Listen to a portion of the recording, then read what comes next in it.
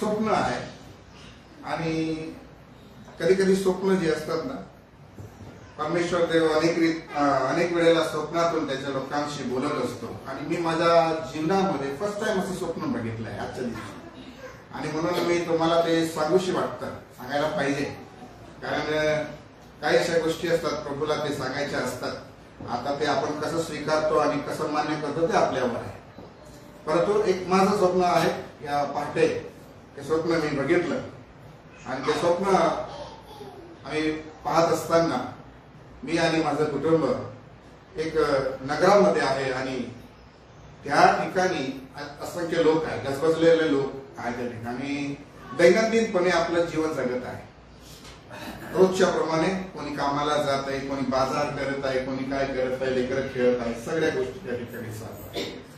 परंतु त्या गावाचा जो रस्ता आहे त्याच्यावर चालत असताना आम्ही अचानक समोरून एक मोठं काळ ढगासारखं चित्र बघितलं, जे हा लवकर पूर्ण आकाशभर पसरत होतं आणि जे प्रकटीकरणामध्ये अथांग डोहाचे किडे म्हटलेले आहेत, जे बाहेर पडतात चिड्यासारखे. मी तुम्हाला एकदा दाखवलं होतं का, तसे किडे बाहेर पडलेले असे पाहिले आणि ते आकाशभर पसरत होते आणि पूर्ण जो उजेड होता तो जात होता, उजेड संपत होता आणि हे फार वेगात होत होतं. असं की वेळ आहे असं काही वाटत नव्हतं. खूप वेगाने तो अंधार पसरला आणि लोक घाबरले, लोक पळायला लागले इकडे तिकडे, इतके सगळे लोक. आणि मी स्तब्ध बघत आहे काय चाललंय असं. आणि मग त्या वेळेमध्ये प्रभू येशू ख्रिस्ताचं आगमन त्या ठिकाणी मी बघितलं. असं अग्निवर्ण रथ त्या ठिकाणी मी बघितलं आणि त्या रथावर परमेश्वराचं तसं येणं पाहिलं आणि ते पाहत असताना तो रथ त्या पवित्र नगरीकडे जाताना दिसला. इतका वेगात तो गेला, त्याच्यासाठी जे मेघ होता त्या मेघाने जे अंधकार होतं ते गिळून टाकलं आणि तो तिकडे जात होता आणि लोक इतके घाबरलेले होते तर त्याच्या मागे पळायला लागले की याने आम्हाला वाचवावं असं, याने आम्हाला वाचवावं असं. त्याच्या मागे पळत होते, त्या रथाच्या मागे. परंतु तो रथ काही त्यांना भेटला नाही आणि मग लोक रडायला लागले आणि ते जेव्हा सोडून पळाले तेव्हा ते काय काय गोष्टी सोडून पळाले. त्यांचं घर सोडून पळाले त्या रथाच्या मागे, ठीक आहे. घर सोडून पळाले, गाडी, बंगला, पैसा, सोनं हे सगळं मी लिहून घेतलंय कारण मी विसरून जाईल म्हणून मी लिहून घेतलंय. आणि हे सगळं सोडून पळाले आणि हे सोडून पळत असताना त्यांच्या काही जुन्या गोष्टी दिसल्या त्यांच्या जीवनाच्या. त्या अशा दिसल्या की आयुष्यभर त्यांनी या गोष्टी मिळवण्यासाठी भांडणं केली, नाही का.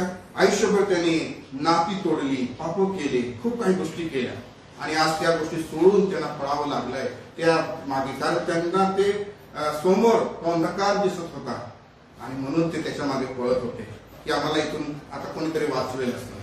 परंतु तो त्यांना भेटला नाही आणि मग सगळे लोक रडताना पाळताना सगळे असं गोंधळलेल्या परिस्थितीमध्ये, पुरुष गोंधळलेले, बाया गोंधळले. आता काय करायचं, काय होईल आमचं. काही क्षणासाठी मी देखील विचार त्या ठिकाणी बोलत की हे आता काय चित्र आहे, काय आहे असं. मग एक वाणी त्या ठिकाणी येते, एक आवाज त्या ठिकाणी येतो आणि सांगतो की अजून थोडा वेळ आहे.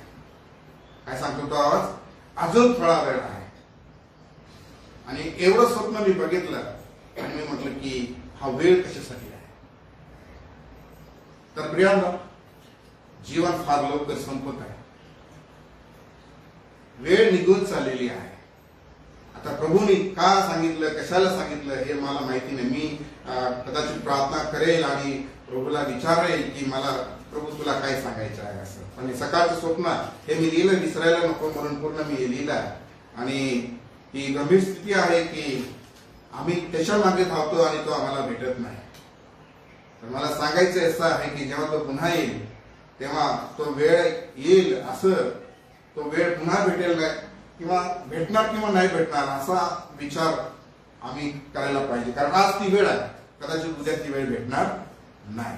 तर प्रभूची वाणी आहे, अजून थोडा वेळ असेल तर गंभीर्याने काही गोष्टी स्वीकारायला शिकायचं. कारण खूप काही गोष्टी प्रभू अचानकपणे सांगत असतो आणि ते आम्हाला आमच्या बुद्धीला काही गोष्टी कळत नाही. ते समजण्यासाठी प्रभूच्या सहवासामध्ये जावं लागतं. आणि नक्कीच मी सांगितलं तुम्हाला, मी माझ्या आयुष्यामध्ये फर्स्ट टाइम असं स्वप्न बघितलं काही गोष्टी प्रभूला सांगायच्या असतात आणि प्रभू ते सांगत असतो. तर माझा विचार आहे की जे काही तुम्ही मिळवत आहे एक दिवस येईल की हे सर्व सोडून तुम्ही पळाल, परंतु हे सोडून पळत असताना पण जर तुम्हाला काही मिळणार नाही तर गंभीर व्हा. हे सोडून पळून पण त्यांना प्रभू भेटला नाही ना, परंतु त्यांनी सांगितलं की अजून थोडा वेळ आहे असं. तर गंभीर व्हा आणि स्वतःची काळजी करा आणि प्रभूसाठी तयारी करा. जितकी वेळ तुम्हाला मिळाली आहे प्रभूमध्ये वेळ व्यतीत करा, प्रार्थना करा, वचनामध्ये वाढा, पवित्र जीवनाला स्थिर करा. कारण मी मागच्या वेळेलाच तुम्हाला वाईट दिवसांविषयी सांगितलं आणि वाईट दिवसामध्ये लोक स्वार्थी होतील असं मी तुम्हाला सांगितलं होतं आणि त्याच्यात पुढचा काही भाग मला बघायचा होता.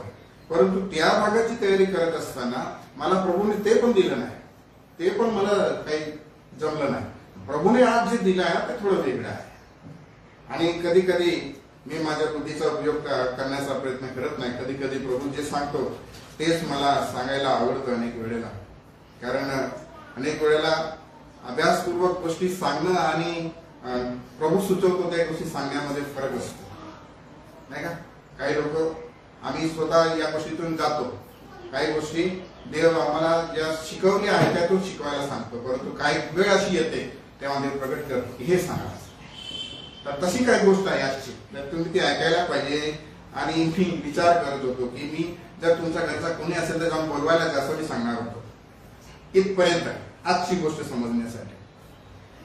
तर तुमचे जे लोक आहे बेडलक आहे जे नाही आहे आज, तुम्ही नक्की जाऊन त्यांना सांगा या गोष्टी. आज तुम्हाला ऐकल्यासारख्या वाटतील परंतु समजल्यासारख्या नाही आहे, म्हणून ते तुम्हाला समजणं गरजेचं आहे. ठीक आहे, नीट ऐकायचं. कोणी आपले फोन वगैरे बंद करून घ्या. म्हणून मी वाजला तर मला 500 रुपये दंड द्यायचा आहे का? 500 रुपये दंड आहे का वाजला तर?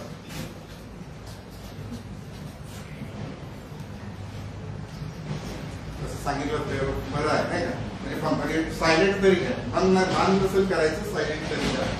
ठीक आहे,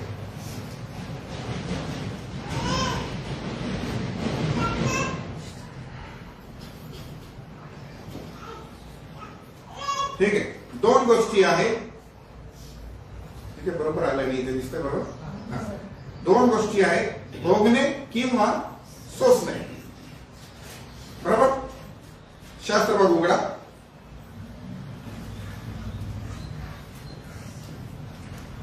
इब्री लोकास पत्र अध्याय 11 वचन 25. आपणासाठी मी वाचतो. पापाचे क्षणिक सुख भोगणे यापेक्षा देवाच्या लोकांबरोबर दुःख सोसणे हे त्याने पसंत करून घेतले. ठीक आहे, काय लिहिलेलं आहे? पापाचे क्षणिक सुख भोगणे यापेक्षा देवाच्या लोकांबरोबर दुःख सोसणे हे त्याने पसंत करून घेतले. ठीक आहे, भोगणे आणि सोसणे, बरोबर, दोन गोष्टी तिथे देत आहेत. आता हे कोणा संदर्भामध्ये आहे? कोण असलेला? मोशे संदर्भामध्ये आहे. इब्री लोकास पत्राचा लेखक जो आहे या ठिकाणी विश्वासा संदर्भामध्ये मोशेचं उदाहरण देत असताना या गोष्टी लिहित आहे, सांगत आहे की त्यांनी काय केलं. तर हा आहे मोशे, एक कल्पना चित्र.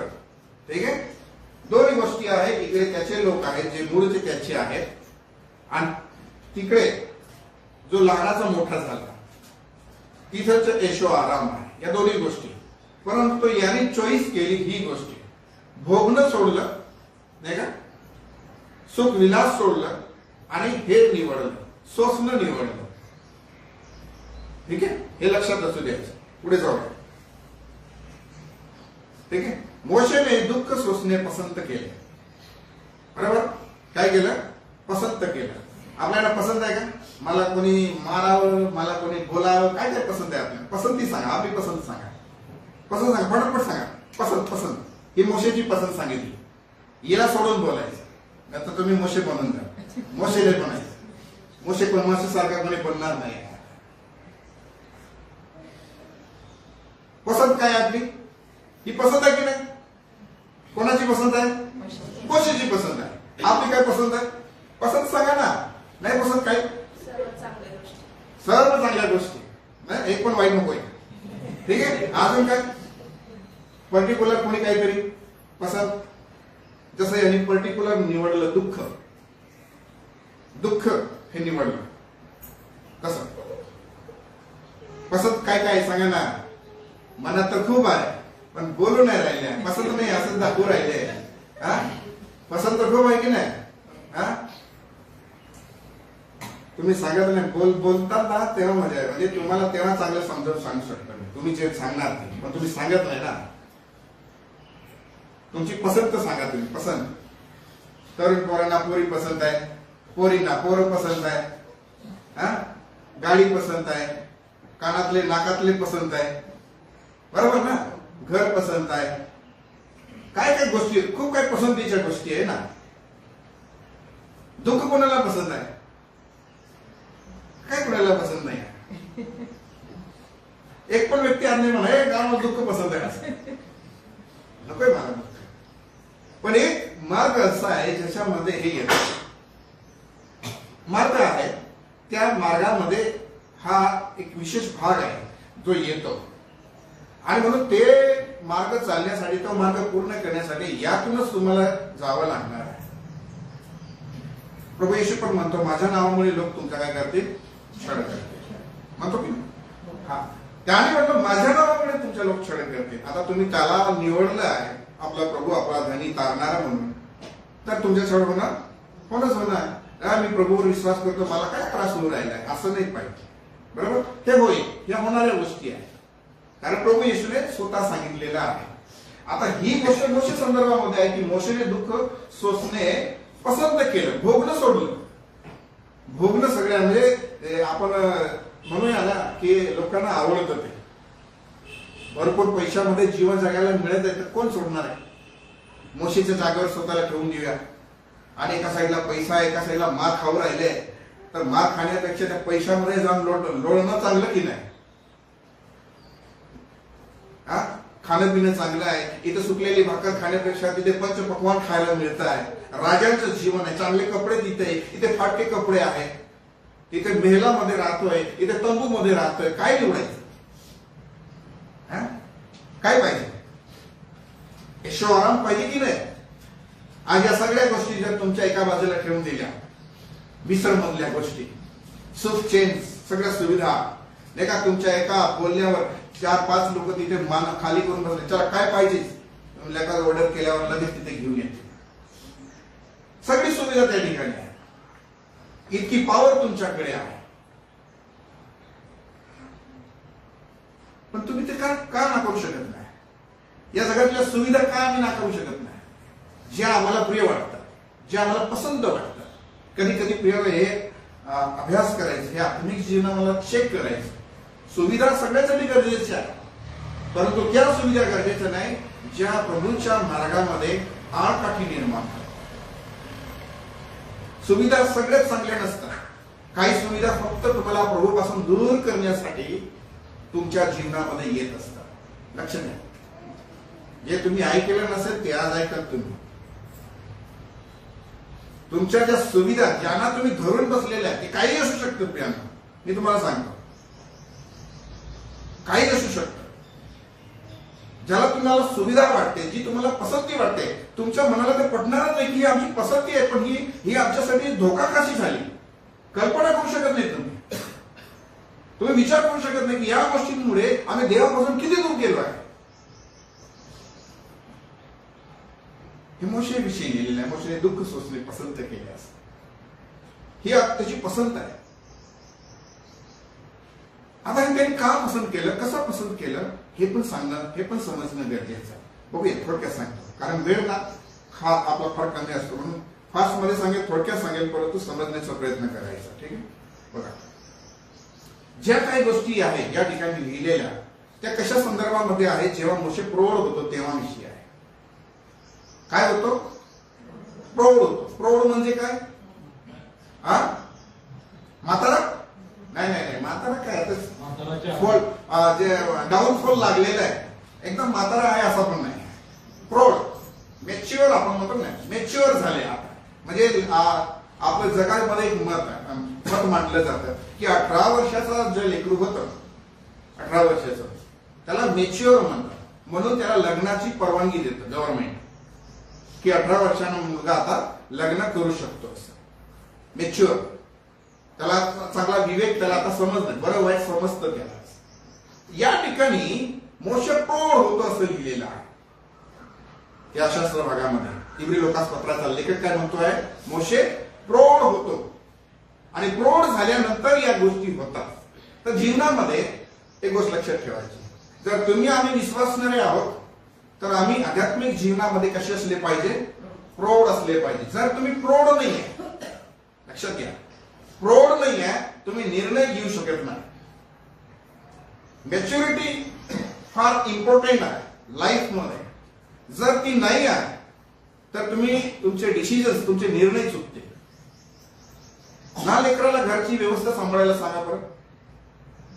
जे बालिश आहे तो काय करेल, सांभाळेल.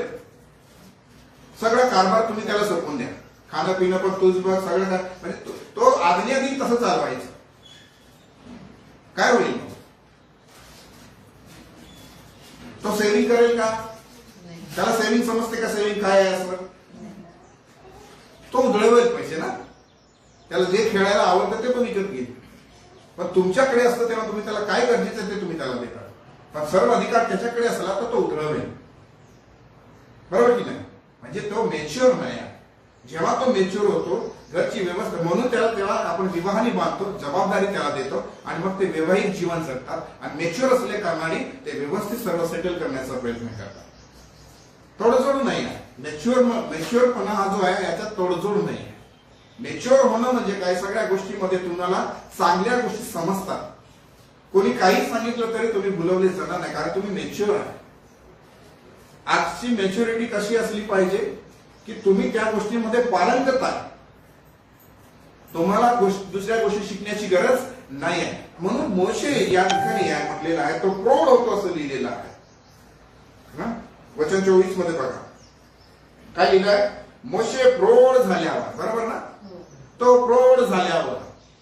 म्हणजे मला प्रौढ होणं किती महत्वाचं आहे, तेव्हा या सगळ्या गोष्टी होतात. तर जवळजवळ मी 7 गोष्टी याच ठिकाणाहून घेतलेल्या आहेत. किती आहे, 7 गोष्टी. बघा 7 गोष्टी काय बघा. 24 वचनाच्या त्या ठिकाणी म्हटलं आहे, त्याने पुत्र म्हणवण्याचे विश्वासाने नाकारले. बरोबर आहे, पुत्र म्हणवून घेण्यासाठी त्याने विश्वासाने नाकारलं. कोणाचा पुत्र, फारोच्या कन्येचा पुत्र. कारण तिला सापडला होता ना नदीमध्ये, तिला सापडला होता की नाही, ती आंघोळीला गेली आणि मग सगळं तुम्हाला स्टोरी माहिती आहे. तिला तो सापडला होता आणि तिने आपला मुलगा म्हणून त्याला मोठं केलं होतं. पण आता मोशे प्रौढ आहे. जेव्हा ती घेऊन आली तेव्हा तो बाळ उठला. आता मोशे प्रौढ झाला आहे. आता विश्वासाने त्यांनी या गोष्टी नाकारल्या आहे, तिचा पुत्र म्हणवण्याचा. आम्ही कोणाचे पुत्र आहोत, कोणाचे, हा इथूनच सांगतो. हिने पुत्र म्हणूनच नाही, म्हणजे जेव्हा मोशेने पुत्र म्हणून घेण्यासाठी नाकारलं. कोणाचं, तर फारोच्या कन्येचा. आम्ही कोणाचे पुत्र आहोत, हा आम्ही देवाचे पुत्र आणि कन्या आहोत, बरोबर, धार्मिक क्षेत्राचा. पण प्रभू येशू ख्रिस्त जेव्हा चिडतो आणि बोलतो शास्त्री आणि पुरुषांना, तर तो म्हणतो तुम्ही तुमच्या बाप सैतान याच्या इच्छेनुसार करू इच्छिता. म्हणजे जगामध्ये एक बी बाप आहे, लोक त्याला मान्य करत नाही. लाज वाटते की आमचा बाप सैतान आहे ना, आमचा बाप सैतान आहे असं बोलायला थोडी जरा देव सांगितलं म्हणजे बरं वाटतं. पण आमचा बाप सैतान सांगायला थोडी बरं असे. पण ऐकायचं कोणाचं, बाप देवाला सांगायचं आणि ऐकायचं कोणाचं. इथं काय दिसत आहे की तुम्ही जर विश्वासणारे आहे तर यातून अर्थबोध घेण्याचा आणि शिकवण्याचा प्रयत्न करा. मन्नामध्ये जर तुम्हाला ती गोष्ट समजते की आमचा प्रभू, आमचा परमेश्वर जो आहे तो आमचा तारणारा आहे, जीवन परिवर्तित करणारा आहे, तो आमचा आत्मिक पिता आहे असं आम्हाला वाटतं आहे, आम्हाला कळलं, आमच्या विश्वासामुळे आम्हाला कळलं, याला पण विश्वासामुळेच कळलं आहे, कारण याने विश्वासामुळेच नाकारला आहे. विश्वासाने तुम्ही त्याला नाकारायला शिकायला पाहिजे. कोणाला?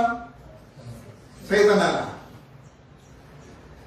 जर तुम्ही त्याचे लेकरं आहेत तर आम्ही त्याला नाकारायला शिकायला पाहिजे, कारण आम्ही तुझे नाही आहे, तू आम्हाला बळजबरी घेऊन असलेला आहे. बरोबर ना? याने पण हे सगळं पाहिलं, अरे हे बरोबर नाही आहे, मी इथंच नाही आहे, माझी ही जागा नाही आहे, माझा जन्म या लोकांमध्ये झालेला आहे, जरी ते गुलामगिरीमध्ये आहे तरी माझा जन्म तिथेच आहे, माझे आई वडील तिथे आहे, माझे प्रियजन तिथे आहे, माझी बहीण तिथे आहे, पण इथे मला सावत्र आई भेटलेली आहे जिने माझं पालन पोषण केलेलं आहे, चांगलं तिने शिकवलं असेल, चांगल्या गोष्टी त्याच्यामध्ये असेल, मला चांगल्या सुविधा तिने दिल्या. या जगामध्ये तुमच्याकडे सगळं काय भेटेल तुम्हाला, सुख सुविधा, या नेहलासारखी सुख सुविधा मिळेल, कारण बाप चांगला आहे इकडचा, त्याच्याकडे सुविधा आहे ना, नाही का? हा, तो पण म्हणे प्रभू येशूकडे जेव्हा आला तेव्हा म्हणे मला नमन कर, मी सर्व तुला देतो, असंच बोलला की नाही?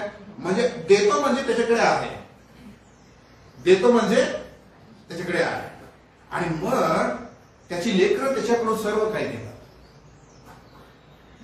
सुख सुविधा. पण जेव्हा आमचे नेत्र उघडतात, जेव्हा आम्ही प्रभू येशूचा विश्वास करतो, आमच्या अंतचक्षु, आमच्या अंतःकरणाला समजायला लागतं की नाही, हा जो बाप आहे हा नकली आहे, डुप्लिकेट आहे, तर आपण त्याचे पुत्र म्हणून घ्यायचं नाही आणि त्याच्या पुत्रांसारखं आम्ही वागायचं नाही, त्याच्या इच्छेनुसार वागायचं नाही, आमच्या पित्यासारखं आम्ही वागायला पाहिजे, आमच्या प्रभू सारखं आम्ही वागायला पाहिजे, ज्याला आम्ही पिता आणि आबा आणि बाबा म्हणून हाक मारतो. समजलं तुम्हाला? पुढे जाऊया. काय म्हणताय? पापाचे क्षणिक सुख त्याला क्षणिक दिसलं, नाही? कसं दिसलं त्याला? क्षणिक दिसलं. 25 वचनाचा पहिला काय म्हटलेलं आहे? पापाचे क्षणिक सुख भोगणे. ठीक आहे, ते कसं वाटलं? क्षणिक वाटलं. म्हणजे पापामध्ये एक प्रकारचं सुख आहे बरं का. पापामध्ये काय आहे? सुख शब्द इथे जोडला आहे ना. पापामध्ये सुख आहे की नाही आहे? बोलायचं. पाप करायला आवडतं ना? बोलायचं. हा, आवडतं तर बोलायचं की नाही? बोलायचं. पापामध्ये सुख आहे, पापामध्ये सुख आहे, पण ते कसं आहे? क्षणिक आहे. लक्षात घ्या. मजा येईल, हा, मजा वाटेल, खायला प्यायला पण आवडेल, नाचायला कुदायला पण आवडेल, पण ते काही वेळ. हे कोणी बघितलं? हा फक्त अरे हे भोगताय, म्हणजे हे स्वतः तो उपभोग घेण्याचा प्रयत्न करताय पापाकडून. चांगलं वाटतंय, अरे हा पैसा मिळाला, बेमानीचा पैसा आहे, पण काय होतं? आपल्या खिशात आहे ना. तो बेमानीचा असेल, कष्टाचा नसेल तर माणूस उड्या मारून खर्च करेल की नाही? हा, फुकटचं काय चोरीने घेतलेलं आहे. चोर कशा मजा करतात ना, पाहिलं की नाही तुम्ही? चोरांना मजा करतात, चोर मजा करतात, बेमानीचा आहे. लबाडी करताना, खोटं बोलताना मजा येते की नाही? येते की नाही? खोटं बोलताना मजा येते, क्षणिक सुख वाटतं ना. मजा आली, 2 लोकांमध्ये भांडण लावून दिली, मजा आली, मजा आली. 2 लोकांना भांडताना ज्याच्यामध्ये आग लावली त्यांना बघून बघायला मजा येते. एखाद्याच्या घरात वाईट होत आहे बघताना मजा येते, क्षणिक सुख. वाईट विचार करताना मजा येते की नाही?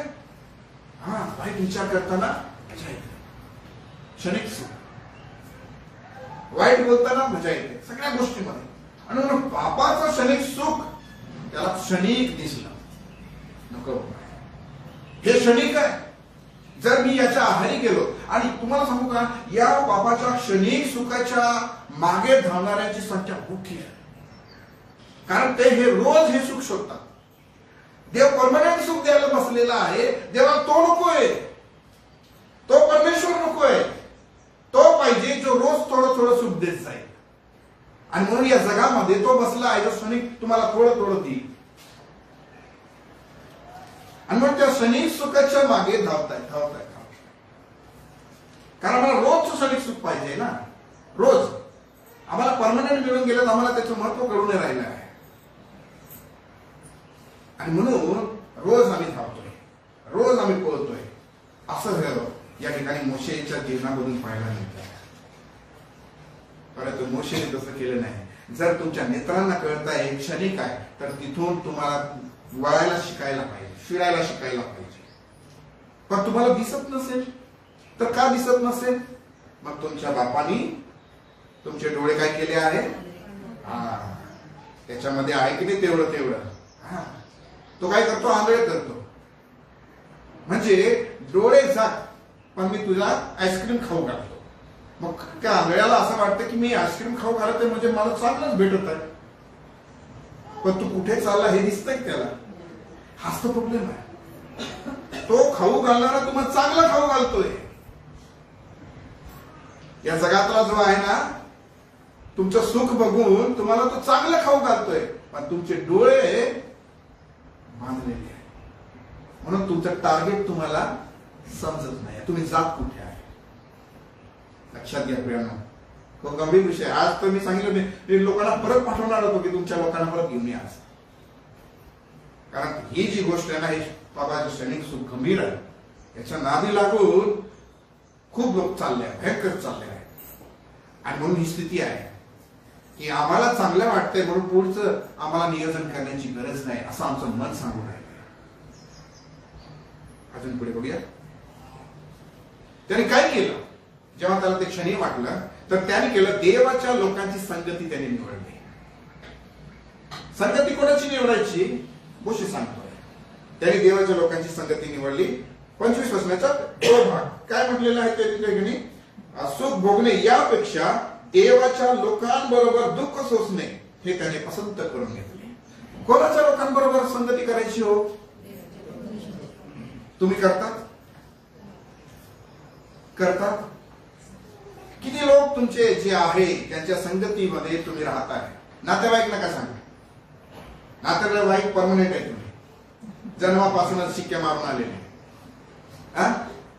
त्याची किती दुश्मनी असली पण तिसऱ्याला दोघं मिळूनच मारते. शेवटी नातेवाईक आहे. मला हे सांगा की देवाच्या लोकांबरोबर तुमची संगती किती आहे? किती लोक तुमचे देवाचे लोक आहेत? देवाचे लोक सांगा. देवाचे लोक किती आहे? ख्रिस्तीने सांगायचे. ख्रिस्ती जगामध्ये नकली पण आहे.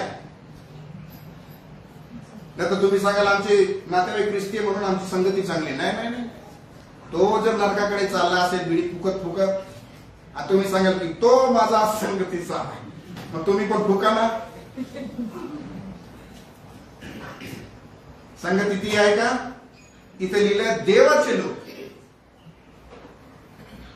तर आमची संगती देवाच्या लोकांबरोबर असली पाहिजे, धार्मिक लोकांबरोबर असली पाहिजे, पवित्र्याला महत्व देणाऱ्या लोकांबरोबर असली पाहिजे, वचनाला महत्व देणारे लोक, प्रार्थना करणारे लोक, देवाच्या सहवासामध्ये चालणारे लोक असले पाहिजे. देवाचे लोक असले. वाईटपणा जीवनामध्ये येऊ शकतो परंतु त्यात पडून राहणारे नसले पाहिजे. चुकू शकतो मनुष्य, चुकू शकतो परंतु त्याच घाणीमध्ये लोळणारे नसले पाहिजे. लक्षात असू द्या, देवाच्या लोकांची संगती निवडणं फार महत्वाचं आहे. जर तुम्ही विश्वासी आहे, तुम्ही पुत्र म्हणण्याचं नाकारलं. बघा तुमची पहिली संगती कोणासंगती होती? बघा बाप कोण आहे? याला दोन चांगलं तर सैतान आहे. क्षणिक सुख त्याच्याकडे आहे, पापाचं क्षणिक सुख. दुसरी गोष्ट संगती पण देतो तो, त्याच्याकडे त्याचे लोक पण आहे. अरे बघ तुझा मित्र, तुझी बहीण, तुझा मामा, तुझा काका, तुमची संगती नाही का? तुम्ही विचार करा ना, व्यसनी व्यक्तीची फ्रेंडशिप का करतो? बाप कोण आहे? तुम्ही म्हणतात की तो तुमचा मित्र आहे, तो तुम्ही नाही प्लॅन केला, वर बसला आहे का? तो तुम्हाला खेळवतोय, याच्याशी दोस्ती कर सांगतो. म्हणून दोघं कुठे भेटले? गुत्त्यावर भेटले. आणि तिथे दोस्ती झाली. चर्च मध्ये भेटले असते तर चर्च मधल्या लोकांची दोस्ती झाली असते. ठेल्यावर भेटले तर ठेल्यावाल्या संगीत दोस्ती होईल की नाही. म्हणून संगती काय, त्याचा प्रभाव जो आहे ना तो तुमच्यावर पडेलच जर तुम्ही वाईट लोकांची संगती केली तर. आता याची जी संगती पहिली होती ती कोणासाठी होती? राजमहला मधल्या लोकांना. मोशेची संगती नाही का, त्याच्यात वाढला, त्याच्यात खेळला, सगळ्या त्याच्यातच फारोच्या मुलासंगती राहिला, सगळ्या संगती. नंतर तोच नंतर फारो झाला नाही का, त्यानेच मोशेचा पाठलाग केला, ज्याला भाऊ म्हणायचा एक काळामध्ये. भाऊ भावाचा विरोध झाला, असं झालं ना. सगळी संगती त्यांनी नाकारली. हे देवाचे लोक आहे, हे देवाचं निवडलेलं राष्ट्र आहे. आम्हाला सगळ्यांना माहिती आहे देवाची मंडळी आहे, माहिती की नाही. पण सगळ्याची दोस्ती आहे का, संगती आहे का? विश्वास काय करतो, बुद्धी काय सांगते, मंडळी देवाची आहे. पण आम्ही चॉईस करतो का, निवडतो का ती जागा, की हे मी इथे बसायला निवडायला पाहिजे असं. आमच्या लोकांनी आम्ही निवडलं नाही आहे. म्हणून तुम्ही काय बोलतात यापेक्षा तुम्ही काय कृती करतात यावर फार महत्व आहे, यावर जोर द्या. याने ती कृती केलेली आहे, संगती निवडली आहे, ही संगती पाहिजे. असे बहीण भाऊ निवडा जे तुम्हाला आत्मिक जीवनामध्ये मदत करते. मी माझ्या आयुष्यामध्ये खूप कमी लोक असे बघितले आहेत ज्यांना वचनाचे तहान आणि भूक आहे. आम्ही काही विशेष आहोत म्हणून आमच्याशी बोला असं मी कधीच लोकांना सांगत नाही. पण जर तुम्हाला समजत नसेल तर लोकांची संगती घ्यायलाच पाहिजे. परंतु लोकांना कधीच प्रश्न पडत नाही, कारण ते शास्त्र कधीच वाचत नाही. आणि म्हणून ही संगती त्याने निवडली, देवाच्या लोकांची संगती. त्याला दिसलं या संगतीमध्ये दुःख सोसणं, परंतु हे सोसणं जे आहे हे बाहेरून दिसत आहे, आतमध्ये जे समाधान दिसत आहे ना, त्या कोरड्या वाकरीत पण कदाचित ते समाधान आहे, त्या फटके खाण्यामध्ये पण ते समाधान आहे, तिथे नाही वाटत. त्या विटा बनवताना पण त्याला ते समाधान वाटते. एक राजमहिलाचा व्यक्ती विटा बनवतो, कारण ते लोक विटा बनवायचे, ते निवडलं त्याने, ती पसंती आहे. जर तुम्ही दुःख निवडून घेतलं आहे तर त्याचे सुख शोधू नका, सुख तिथे देव देतो. दुःख तुम्ही पाहताय ते दुःख आहे, पण देवाच्या दृष्टीने ते दुःख नाही आहे. म्हणून सोसलं त्याने निवडलं, भोगणं सोडलं. आज काय झालंय, आम्ही भोगण्याकडे म्हणजे आम्हाला लाभ जो होईल ना, चांगलंच होईल तिकडे पळतोय. आम्हाला शेकाटा नकोय, शरीराला त्रास नकोय, वेदना नकोय. इतिहास साक्ष आहे, ज्याने ज्याने विश्वास केला सगळ्यांनी सोसला आहे. कोण नाही सोसलं? नैसर्गिक मरण पावणारा शिष्य योहान ज्याने प्रकटीकरण लिहिलं त्याने देखील दुःख सोसलं. पात्म नावाच्या बेटावर त्याने ते प्रकटीकरण लिहिलं, पण त्याला पण शिक्षा झाली ना, त्यानेही भोगलं ना, नाही? पण ती कोणतं भोगणार? शिक्षा, सोसलं, सहन. पण हे शारीरिक जे आहे ना, हे दुःख त्यांनी सोडून दिलं, मोशेने सोडून दिलं, टाकून दिलं. आणि म्हणून ही गोष्ट लक्षात ठेवायची. बघा पुढे काय म्हटलंय, धन संपत्तीपेक्षा विटंबना अधिक मोठी संपत्ती आहे. लिहून घ्या, लिहून घ्या, काय आहे? धन संपत्तीपेक्षा विटंबना अधिक मोठी संपत्ती आहे. 11:26 चा भाग काय म्हटलेला आहे? ख्रिस्तापित्त विटंबना सोसणे ही मिसर देशातील धन संपत्तीपेक्षा अधिक मोठी संपत्ती आहे. असं त्यांनी काय केलं, गणलं. टॅली करायला शिकायचं. टॅली करतो की नाही आपण? बजेट करतो, योजना करतो, विचार करतो एखाद्या गोष्टी सगळे. तर यांनी तुलना केली आहे काही गोष्टींची. कोणासाठी केली आहे? धन संपत्तीपेक्षा. विटंबनाची तुलना या गोष्टीशी केली आणि त्याला ते दिसून आलं. काय दिसून आलं? की धन संपत्तीपेक्षा अधिक मोठी आहे विटंबना. ती पण कोणात इतकं? ख्रिस्तात इतकं विटंबना सोसणे. आणि हे धन जे आहे ही मोठी संपत्ती आहे. तुमच्या आमच्याकडे जर तुम्ही ख्रिस्तासाठी दुःख सोसता आहे तर तुम्ही किती धनवान आहेत? तुम्ही किती उंच चालले आहेत, तुमची धार्मिकता किती आहे, प्रभूच्या सहवास किती आहे, ही मोठी संपत्ती आहे बरं का. ख्रिस्तासाठी दुःख सहन करणं हे मोठ्या संपत्तीपेक्षा उच्च स्तरीय आहे. तुम्ही धनवान झाले, पैसा जगातलं सर्व काही मिळवलं, पण परमेश्वर नाही आहे तर काही नाही लाभ आहे. म्हणून वचन पण सांगतं, मनुष्याने सर्व जग मिळवलं आणि आपल्या जीवाचा नाश करून घेतला, त्याला काही लाभ नाही आहे. तुमच्याकडे सर्व जरी असलं, गांभीर्याने घ्या. असो वा नसो, पण असलं तर हे गृहीत धरू नका की हा आशीर्वादच आहे. तो सैतान आहे ना, मी तुम्हाला सांगितलं ना, तो डोळे झाकतो आणि त्याला ही जाणीव करून देतो की हेच खरं आहे, तो दिसू देत नाही. हे लक्षात ठेवा. म्हणून धन संपत्तीपेक्षा विटंबना जी आहे अधिक मोठी संपत्ती आहे. जे मिळालं त्या समाधानी आनंद करत प्रभूच्या मार्गावर चालत राहा, धैर्य धरा, टिकून राहा. कारण जे दुःख तुम्हाला आज होत आहे ते उद्या होणार नाही याची खात्री ख्रिस्तामध्ये आहे. पण ख्रिस्तामध्ये असला पाहिजे. पुढे पहा, त्याची दृष्टी जी होती ती कुठे होती? प्रतिफळावरती. 26 ब भाग काय म्हटलेलं आहे? कारण त्याची दृष्टी कशावर आहे? प्रतिफळावर आहे. प्रतिफळ.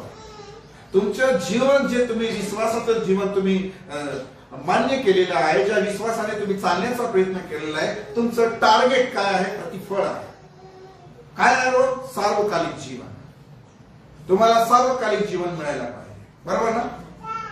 आणि ते प्रभू येशू तुम्हाला आम्हाला देणार आहे. आमचं प्रतिफळ सार्वकालिक जीवन. आम्ही त्या नरकाच्या अग्नीमध्ये पडणार नाही आहे, त्या मोठ्या क्रोधाच्या पात्रात त्यामुळे आम्ही पडणार नाही आहे. परमेश्वराच्या क्रोधापासून आम्ही वाचणार आहोत. आम्ही प्रभू येशू ख्रिस्तावर विश्वास करतो. तर आम्हाला प्रतिफळावर दृष्टी करायला शिकायला पाहिजे. तुम्ही जीवन जगताय, तुमच्या टार्गेटकडे तुम्ही न बघता कसं काय चाललंय, तुम्ही कसं काय प्रवास करताय. असा प्रवास करू नका की तुम्हाला टार्गेट नाही. जा फिरून असं थोडी सांगितलं आहे. तुम्हाला आम्हाला टार्गेट दिलं आहे, सार्वकालिक जीवन. पहिल्याने तुम्ही त्याचे राज्य आणि त्याची धार्मिकता मिळवण्यासाठी काय करा? हे वचन सांगते की नाही? हे पहिल्याने करा, त्याचं राज्य आणि त्याची धार्मिकता मिळवण्यासाठी. हे आमचं टार्गेट आहे ना. मग देवाने त्याचं राज्य आमचं टार्गेट आहे, त्याची धार्मिकता आमचं टार्गेट करून दिली आहे. मग आम्हाला ते टार्गेट नको जे देवाने दिलंय. आम्ही टार्गेट ठरवून घेतलंय, डोळे झाकू, भरपूर पैसे कमवले, गाडी बंगला सगळं घे. ह्या सगळ्या गोष्टींना वाईट नाही, परंतु याचा उपयोग करून तुमचं जीवन आहे ना तुम्ही कुंठित करून टाकलं. कुंठित कसं? तुम्ही या सगळ्या वेळेला तिकडे खर्च करत आहे. विचार करा ना, तुम्ही तुमचं आयुष्य तुम्ही या गोष्टीसाठी किती खर्च करत आहे. देवाला किती वेळ आहे सांगा बरं? देवासाठी किती वेळ आहे? देवासाठी वेळ आहे ना माणसाला? काही तुमचे सगळी काम वेळ बांधलेली आहे. साधा शेतात काम करणाऱ्या व्यक्तीची पण वेळ बांधलेली आहे. त्याला 8 तास काम करणं आहे. तो ड्युटीवाला असेल तरी त्याला काम करणं आहे. सगळी वेळ बांधलेली आहे. फक्त देवाची एक वेळ आहे जिला वेळ नाही आहे. तिला आम्ही कमी करू शकतो, हे आमच्या हाती आहे. कुठे जेव्हा मंडळी सुरू झाली तेव्हा पूर्ण दिवसभर ते लोक देवाच्या सहवासामध्ये बसून देवाच्या वचनाचं मनन चिंतन आणि भक्ती करायची. आता कुठे ती 2 तास, कुठे ती 1.5 तास, कुठे ती 1 तास. आणि आमची वैयक्तिक जीवनाची प्रार्थना तर 5 मिनिटापेक्षा कमी आहे. 5 मिनिटं पण ही लाजवण्यासारखी गोष्ट आहे की 5 मिनिटं पण होत नाही. होते का ती? देवा तिकडे इकडे तिकडे, हा नाही चाललं. मी इकडे चाललो तिकडे चाललो, देवा सांभाळ, हा नाही चालला. वचन असं बडबड बडबड बडबड, हा झालं असं. समजलं नाही तर वाचून काय माहित आहे? जर तुम्ही वेगवान स्पीडने जाण्याची तुमची इच्छा आहे, वेगवान गतीने तुमची जाण्याची इच्छा आहे, पण त्या रस्त्याचं ज्ञान तुम्हाला नाही आहे, ज्यावर बोर्ड लिहिलेला आहे की पुढे वळण आहे, पुढे दरी आहे, रस्त्याचं काम चालू आहे, तुम्हाला ते वाचून घेऊन तुम्ही त्याच्याकडे दुर्लक्ष करताय, तर तुमचा अपघात होणारच आहे. शास्त्र म्हणते की तो या गोष्टीमध्ये तू पडणार आहे आणि तुम्ही त्याकडे दुर्लक्ष करणार आहे, तुम्ही पडणारच आहे, तुम्ही पाप करणारच आहे. पण पापामध्ये ना वेदना होत नाही मला. पापाचं परिभाषा समजून घ्या. तुम्ही जखम झाली तर वेदना होतील, परंतु पापामध्ये वेदना होत नाही. सॉफ्ट आहे पाप, सॉफ्ट आहे, स्वीट आहे, स्वीट पॉइझन म्हणतात त्याला. हे अतिशय चांगलं वाटणारी गोष्ट आहे, परंतु आपली दृष्टी प्रतिफळावर लावावी. यानी मोशेने त्याची दृष्टी प्रतिफळावर लावली आणि पुढे म्हटलंय विश्वासाने भयावर पण जय मिळवला. एक भय होतं, ते काय होतं तुम्ही 27 त्याने राजाच्या क्रोधाला न भीता विश्वासाने मिसर देश सोडला. कोणाला नाही घाबरला? राजाच्या क्रोधाला. तुम्हाला कोणत्या गोष्टीचं भय आहे? सांगा, खरं सांगा, भय सांगा. भय भय नाही तुम्हाला? हा, कोणत्या गोष्टीचं भय आहे? सांगा, भय सांगा. भय तुम्हाला समजायचं असेल तर सांगा, वचन समजायचं असेल तर सांगा.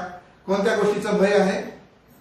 हा, काही बिलकुल नाही, भय नाही आहे. सगळ्यात पहिलं भय मरायचं भय.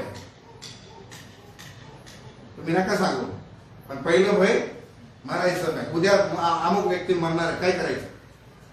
सांगा बरं. तुम्हाला कळून चुकलं मी उद्या मरणार आहे, काय करणार? हा, काय करणार? खुश होणार का नाही? खुश होणार. मरणार आहे ना, तर भीती वाटते ना, मी मरणार आहे असं. भय इथे पण भय आहे. राजाच्या हाती सत्ता आहे, तो मोशेला मारू शकतो की नाही, पण विश्वास काय करतोय? घाबरू नको, घाबरू नको. काय म्हणतोय? क्रोधावर न भीता विश्वासाने मिसर देश सोडून दे.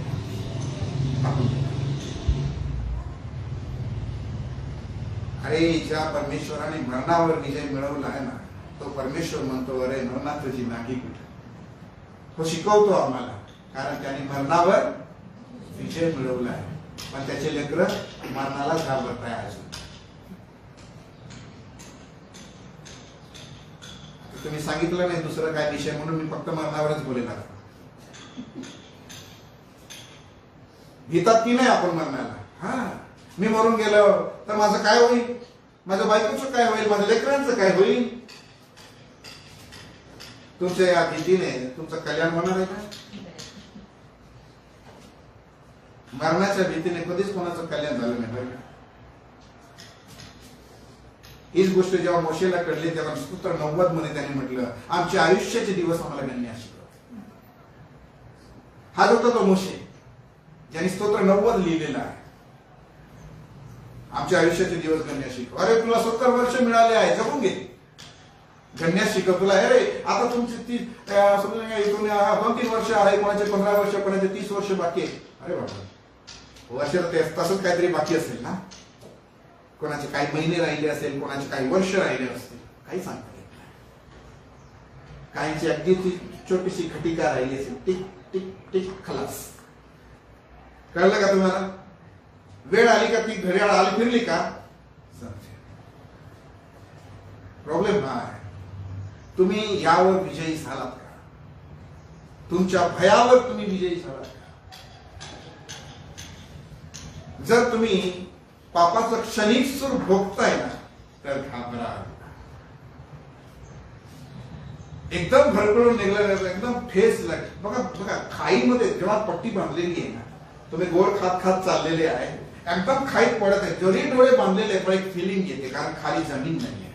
पडताना आपोआप त्या आंधळ्याला पण समजते की आता मी रॉंग डायरेक्शननी खाईत पडतोय, आणि मला ती भीती त्या वेळेला जाणवते. पण त्या वेळेला ती भीती जाणून काय फायदा? मरणासाठी भिवू नका, त्या जिवंत देवाला द्या, जो जीवन आणि मरणाचा न्याय करणार आहे, ज्याच्याकडे जीवन आणि मरणाचा अधिकार आहे, त्याला द्या.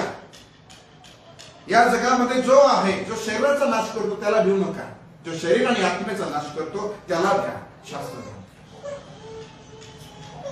म्हणून आपल्या या गोष्टींवर विजय मिळवा, आपल्या मानसिकतेला सुधारावा. शास्त्र आम्हाला हे शिकवते.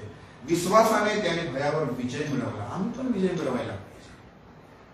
तसा मृत्यूचा भय आहे, आम्ही विजय मिळवायलाच पाहिजे.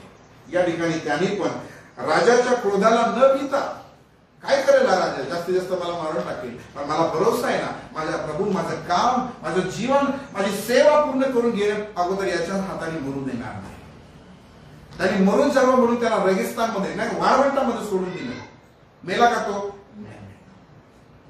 हे जग तुम्हाला कुठे सोडून देऊ, या जगाने तुम्हाला कुठे टाकून देऊ, लोकांनी तुमच्यावर प्रेम करो वा न करो, तुमच्याकडे काय घालायला असो वा नसो, काय खायला असो वा नसो, देवाची इच्छा आहे तुम्ही जगावं, तो जगवेल की नाही. पण हा भाग आहे विश्वासाचा. कसला भाग आहे? विश्वासाचा. विश्वास हा न दिसणाऱ्या गोष्टीविषयीचा खात्री आणि भरोसा आहे. जिथे अन्न नाही तिथे अन्न होऊ शकतं. देवाला काही अशक्य आहे. म्हणून विश्वासाने विजय मिळवायचा आहे. याने पण विजय मिळवायचा. आणि बघ पुढचा भाग, अदृश्य देवाला पाहत असल्यासारखा तो धीर धरतो. 27 याचा ब भाग, कारण जो अदृश्य आहे त्याला पाहत असल्यासारखा त्याने धीर धरला. काय धरला? धीर धरला. धीर धरून राहा जरा, स्थिर उभे राहा जरा, खंबीर व्हा जरा. तो येत आहे, तुम्हाला सांगितलं आहे, तो सांगून गेला आहे, मी तुम्हाला पुन्हा घ्यायला आहे. तो धीर तर धरा जरा. का पापाचं क्षणिक सुख तो येतो म्हणून थोडं थोडं मजा करून घेऊ, हेच तर चाललंय. तो येतोय असं सांगितलंय, हे आम्हाला सगळ्यांना माहिती आहे. सगळ्या ख्रिस्ती लोकांना माहिती की प्रभू येशू पुन्हा येणार. कोणाला माहिती नाही सांगा बरं? सगळ्यांना माहिती आहे. पण धीर धर्मच नाही आहे. थोडं थोडं पाप करायची सवय लागून चालली आहे, लोळायची सवय. आता तो आल्यावर बघेल का, अरे हा तर चिखलात लोळतोय, आई केवढ्या मारतोय, की ज्यांना मी घ्यायला येईल सांगून गेलोय ते असं काय करतात. त्यांनी असं करायला नको, त्यांनी धीर धरायला पाहिजे. कारण अदृश्य देवाला पाहत असल्यासारखा तो धीर धरतो आहे. धीर धरायलाच पाहिजे. आणि म्हणून पापामध्ये काय आहे? क्षणिक सुख आहे. हे मोशाच्या उदाहरणावरून काही गोष्टी तुम्हाला सांगितल्या. खरा विषय तर हा आहे, पापाचं क्षणिक सुख. कारण याच्यातच भोगणं आहे, सोसणं पण आहे. हे नाकाराल तर तुम्हाला सोसावा लागेल. नाकारून बघा ना तुम्ही. पैसे नाकारले तर काय सोसणार? उपासमार सोसणार. लक्षात येतंय का? पैसे नाकारले तर काय सोसणार? उपासमार सोसणार. कारण तुम्हाला काय विकत घेता येत नाही ना. पापाच्या क्षणिक सुखाचा परिणाम असा आहे, सोसणं आहे. आणि काही लोकांना ते आवडत नाही म्हणून त्याच्या मागे धावतात. परंतु लक्षात घ्या, पाप सुरुवातीला आकर्षक, सुखद आणि गोड लागतं. कसं लागतं? आकर्षक, सुखद आणि गोड लागतं. पण त्याचा शेवट कडू आणि विनाशकारी आहे. आणि म्हणून सैतान जो आहे तो कसा आहे? फसवणारा आहे. त्याने फळ सुंदर व आकर्षक दाखवले पण त्याचा परिणाम सांगितला नाही.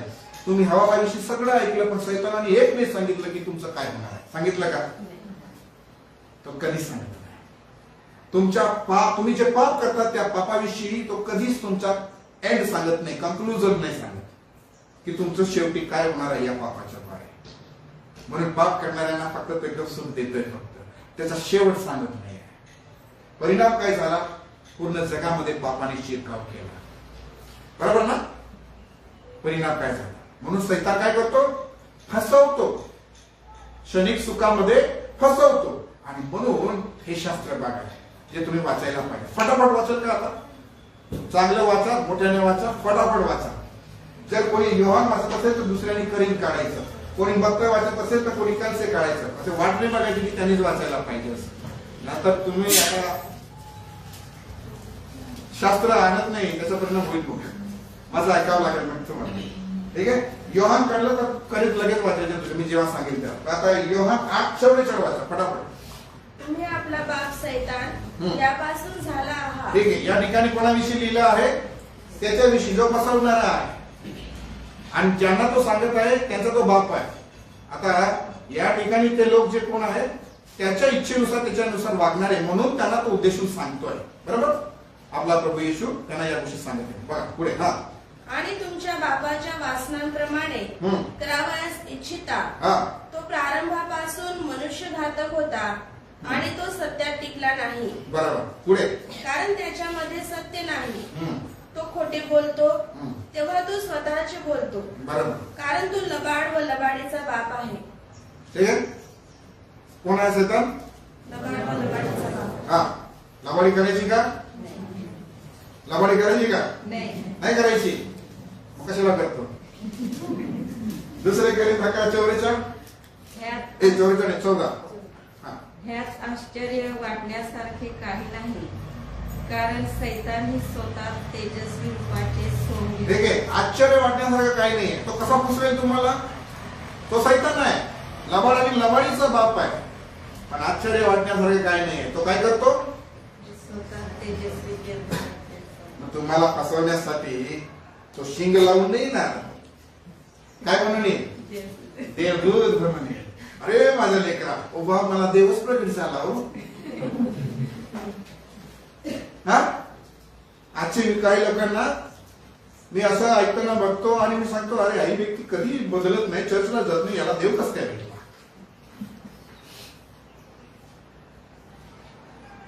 दुसऱ्या लोकांची कोपी मारायची सवय असते की नाही? काही लोकांना ना, आता जसं मी तुम्हाला एक स्वप्न सांगितलं, तर काही लोक आपण युट्यूबवर इकडे तिकडे, तुम्ही मेळ्यांमध्ये गेले की नाही? हा. मग वक्ता सांगतो तसं आम्हाला बी दृष्टांत करणार.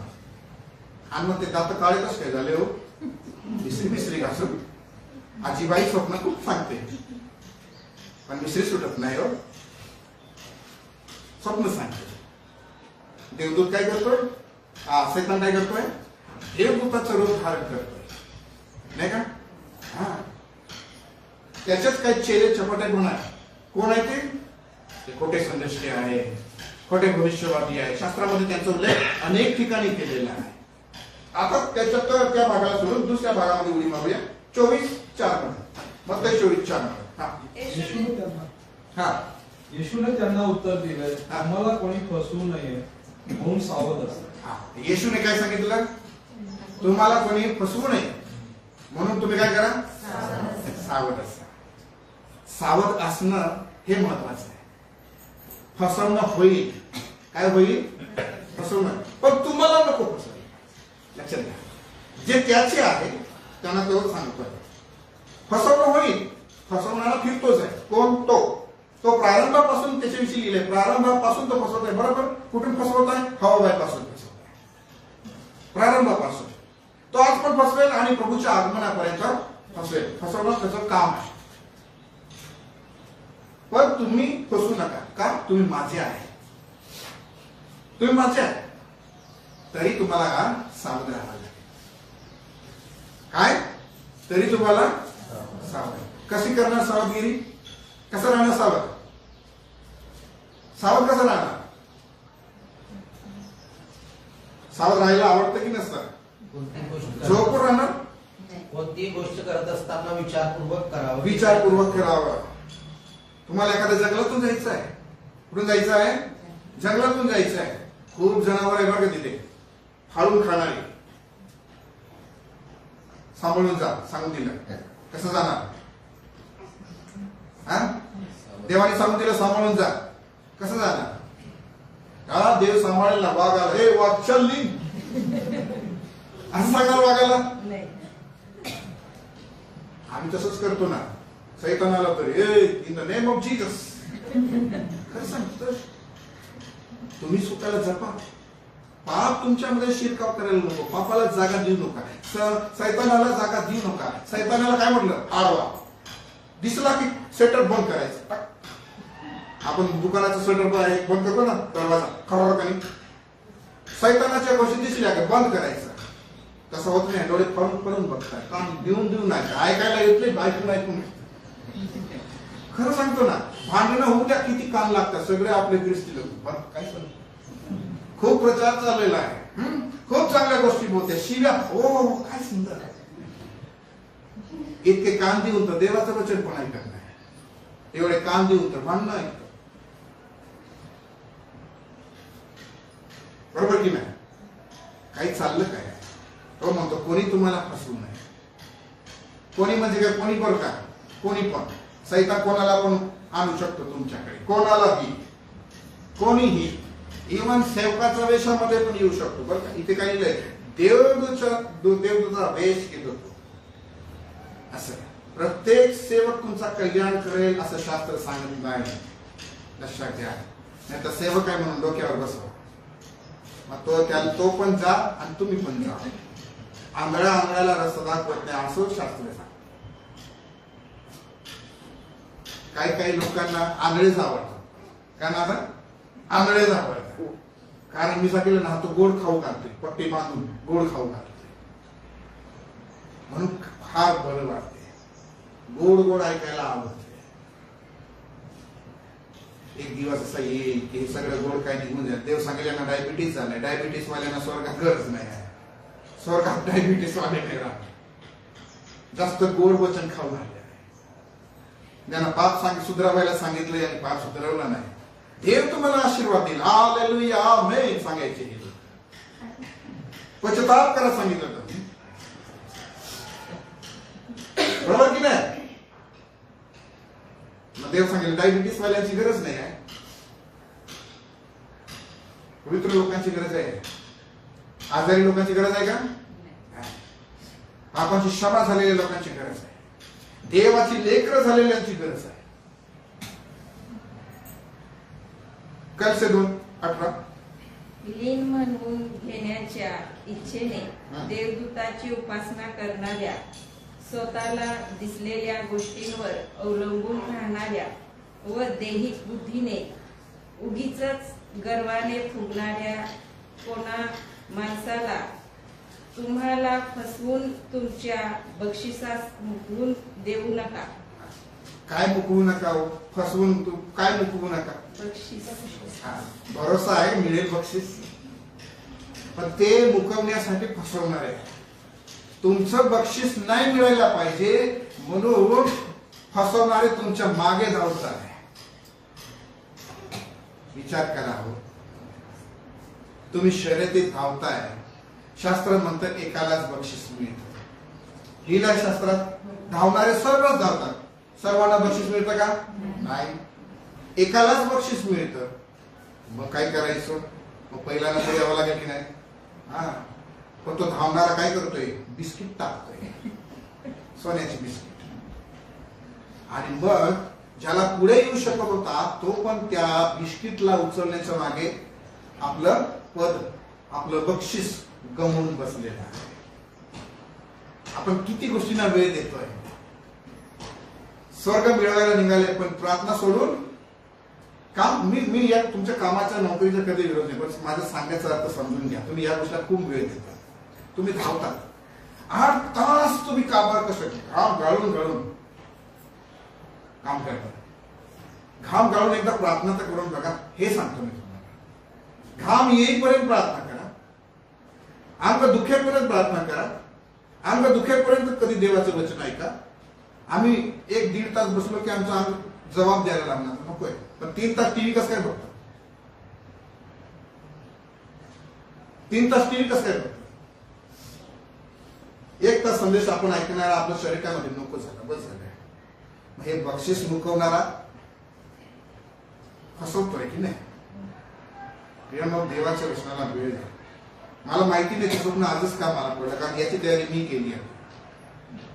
आणि मी तयारी दुसरी मी तुम्हाला अगोदरच सांगितलं होतं गेल्या रविवारी. स्वार्थाच्या पुढच्या गोष्टीवर मी बोलणार होतो, बरोबर आहे की नाही? हा. पूर्ण आठवडाभर मी त्याचा विचार केला. पण जेव्हा मी हे करायला बसलो तेव्हा देवाने हे सांगितलं की हे सांग, ही काळाची गरज आहे, हे सांग. आणि मला देवाला बाजूला करून तुम्हाला चांगलं काही सांगावं असं माझ्याकडे विचार नसतो. देवाचं जे आहे ते सांगणं आपलं काम आहे. आणि म्हणून बक्षीस मुकवू देऊ नका, गमवून बसू नका. देवाने दिलंय ना, देव देईल तुम्हाला. तो द्यायलाच बसलेला आहे. त्याने जीवन दिलंय ना, स्वतःचा प्राण दिला आहे, आपल्याला जीवन दिलं आहे, तो बक्षीस पण दिल ना. पण शर्यतीत धावात असही बसून राहून कोणी जाईल का? शर्यत तिला म्हणत नाही, शर्यत ती आहे जी धावतात. तुम्ही रणपट्टीवर धावतच नाही आहे आणि बक्षिसाची अपेक्षा करणार, कसं काही चालणार? पुढे बघा. आम्ही का फसतो ते सांगतो थोडक्यात. आम्ही फसण्याची कारणं सांगतो. हे 2 वचनं आहेत. ठीक आहे. हा शास्त्र बघाय पूर्ण, म्हणजे 22 ते 27 पर्यंत. हा हे गलती 6-3 वाचा. गलती 6-3. गलती करसपत्र वाचा 6-3. कारण आपण कोणी नसता कोणीतरी आहो अशी कल्पना करणारा स्वतःला फसवितो. बघा, आम्ही स्वतःला फसवते. आम्ही कोणीतरी आहोत. जर तुम्ही विश्वासी नसाल, विश्वासी होणं साधी गोष्ट नाही आहे. तुम्हाला विश्वास करावा लागणार आहे. विश्वासी त्याग सोपं आहे, पण आम्ही कोणीतरी आहोत. आमच्या मनाला कोणीतरी आहोत. आम्ही विश्वासी आहोत, आम्ही असे आहोत, आम्ही नामुक आहे, आम्ही तसे आहोत, आम्ही पैसेवाले आहोत, आम्ही सगळे आहोत, कोणीतरी आहोत. पण आम्ही काय करतो? स्वतःला फसवतो. याकोब काय म्हणतो? याकोबाला जर विचारलं तर याकोब 22 मध्ये काय म्हणतो? 1:22 मध्ये तो म्हणतो आहे, बघा मी वाचतो तुमच्यासाठी. वचनाप्रमाणे आचरण करणारे असा, केवळ ऐकणारे असू नका. अशाने तुम्ही स्वतःची काय करता? फसवणूक करता. वचनाप्रमाणे काय करा? आचरण करा. नाहीतर तुम्ही काय करणार? स्वतःला फसवणार. कसं फसवणार? फक्त ऐकत राहा. खरं आहे का हे? ऐकत राहणं फक्त. ऐकतो ना आम्ही ऐकतोय खरं आहे. आचरण नाही करत. मी तुम्हाला किती सांगितलं तुमच्या घरच्या लोकांना घेऊन या. तुम्ही घेऊन येतात? नाही सांगितलं मी तुम्हाला? तुमच्या लेकरांना घेऊन या, बायकोला घेऊन या, नवऱ्यांना घेऊन या. तुम्ही घेऊन येतात? तुम्हाला नको येते. तुम्ही कॉम्प्रोमाइज करताय जगाशी. ज्या दिवशी तुम्ही वेगळं व्हाल ना, त्या दिवशी तुम्हाला त्रास होईल. आणि म्हणून आचरण करणारे व्हा. वचनाप्रमाणे आचरण करणारे व्हा. केवळ ऐकणारे असू नका. अशाने तुम्ही स्वतःची फसवणूक करता. कारण जर कोणी वचन नुसते ऐकून घेतो व त्याप्रमाणे आचरण करीत नाही, तर तो आयुष्यात आपले शारीरिक मुख पाहणाऱ्या माणसासारखा आहे. उदाहरण देतोय. तो स्वतःला पाहून देतो, निघून जातो आणि आपण कसे होतो तेव्हाच विसरून जातो. आम्ही विसरतो आणि काय करतो? आम्ही आज ऐकलेला आत दरवाजातून निघताना मी तुम्हाला सांगितलं, चोरी करणारा इथंच बसलेला आहे. वचन चोरणारा कोण आहे? ते पण माहिती तुम्हाला. वचन चोरणारा सैतान आहे. कारण ते लिहिलं आहे ना, चोरतो. तुमच्या मनातून चोरी होऊ राहिली नाही का? पण आपली घरातली तिजोरी सांभाळून राहिलो आपण. घरातली तिजोरी किती सांभाळतो? खिचे किती सांभाळतो? मुंबईमध्ये जा बरं, लोक बॅगा सांभाळतात. आपल्या इकडे बॅगा पुढे मागे लावतात, तिकडे मुंबईमध्ये पुढे लावावं लागते, कारण चोरटे खूप आहे. पाहिली का मुंबई? पुढे बॅग लावावं लागते. का? सेफ्टी. सगळे ठेवा. पॉकेट मोबाईल खिच्यामध्ये नाही ठेवायचं, नाही तर ट्रेन मध्ये लगेच खटकन कापले जातात. सगळे बॅग मध्ये. आपल्याकडे बॅग मागे लावतो ना आपण, ते पुढे लावा. म्हणून ही जी गोष्ट या ठिकाणी सांगत आहे, ते विसरून जातात. काय हे विसरणं चांगलं आहे? तुम्हाला सोपं वाटत असेल, पण तुम्ही विसरून जाऊन स्वतःला आणि इतरांना धोक्यात टाकता. विसरणं चांगलं नाही आहे. विसरून जायचं नाही. जेवायला विसरतात का? हा? विसरून जायचं ना. हा? जेवायला विसरून जायचं नाही. मग देवाला कस काय आपण विसरतो? वचनाला कस काय आपण विसरतो? विसरायचं नाही. फार महत्वाचं आहे. परंतु जो स्वातंत्र्याच्या परिपूर्ण नियमाचे निरीक्षण करून ते तसंच करत राहतो. काय करतो? निरीक्षण करतो. तसंच करत राहतो. निरीक्षण करतो, तसंच करतो. तो ऐकून विसरणारा न होता कृती करणारा होतो. बघा, उपाय पर्याय सगळे इथे झाले.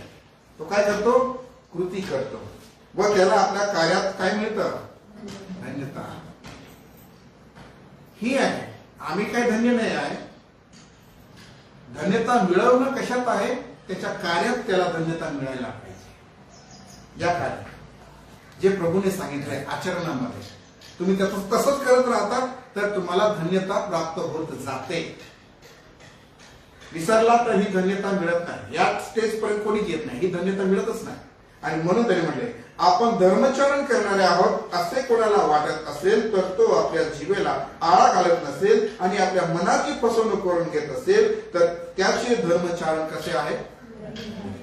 ओय प्रभू मी दशमांश देतो आहे, ओय प्रभू मी प्रार्थना करतो आहे, मी विधवांना देतो आहे, कुत्र्यांना, जनावरांना, मुंग्यांना, कावळ्यांना, पक्ष्यांना, माशांना सगळ्यांनाच देतो आहे. काय तुझं धर्मचारण चांगलं आहे? व्यर्थ आहे. एक व्यर्थ धर्मचारण पण आहे. हे फक्त कृतीने करत राहणं.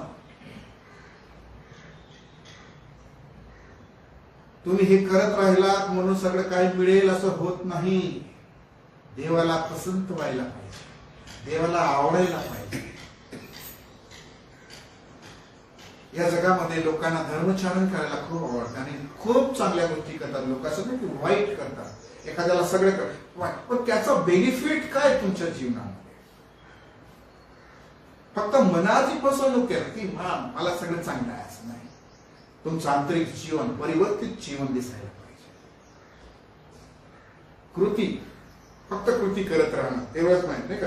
हे स्वतःची मनाची फसवणूक करून घेत आहे असं त्यांनी म्हणलं. म्हणून 27 म्हणले की देवपित्याच्या दृष्टीने शुद्ध आणि निर्मळ धर्मचारण म्हणजे अनाथांचा व विधवांचा त्यांच्या संकटात समाचार घेणे व स्वतःला जगापासून निष्कलंक ठेवणे. ठीक आहे. अनाथ आणि विधवा यांचा संकटात समाचार घेणे. अनाथ आणि विधवा आहे म्हणून नाही, लक्षात घ्या, शब्दाचा भर दिला आहे संकटात. अनाथ आणि विधवा आहे म्हणून नाही. शास्त्राचं विपरीत अर्थ करायचा नाही. ते संकटात आहे तर त्यांचं काय कर? समाचार घे. सुख दुःख विचार. संकटात आहे, खायला प्यायला नसेल कदाचित, अनाथ आहे, विधवा आहे, खायला प्यायला नसेल, समाचार घे. याखेरीज इथं म्हटलं आहे स्वतःला जगापासून निष्कलंक ठेवणे. जग एका बाजूला आणि आपण एका बाजूला. काय करायचं स्वतःला? तिकडे कलंक आहे. काय आहे तिकडे? कलंक आहे. तर एका बाजूला तुम्ही निष्कलंक असले, तुम्ही जगातच गेले तर काय होईल? कलंकित व्हा. इतर शब्द जगामध्ये कसं आहे? कलंक आहे. आणि म्हणून ते सुख जे आहे ना ते कलंक आहे. काय आहे ते? कलंक आहे. तो डाग लागून जाईल तुम्हाला. ती सुख सुविधा शोधण्याच्या नादी तुम्ही निष्कलंकपणा सोडला. मुशीने सोडून दिला, सगळी सुविधा सोडून दिली.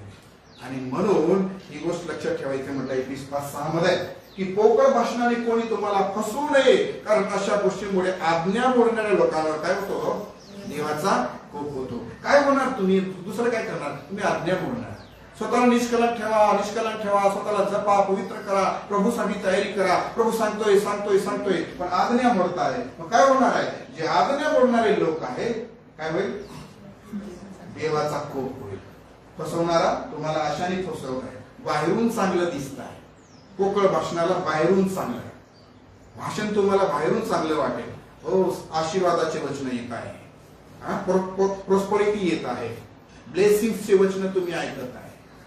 हीच वचनाचा प्रवाह खूप मोठा आहे. पूर आला, अक्षरशः पूर आलाय.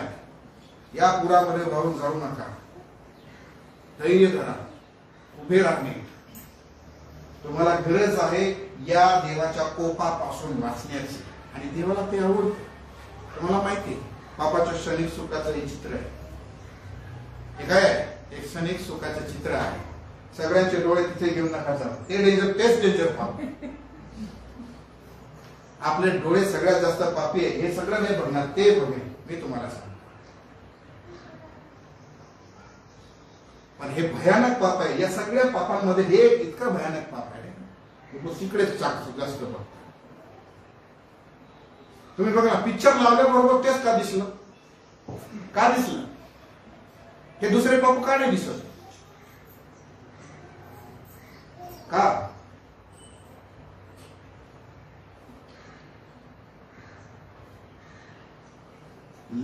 लपवताय ते पाप, पण डोळे खरे बोलताय.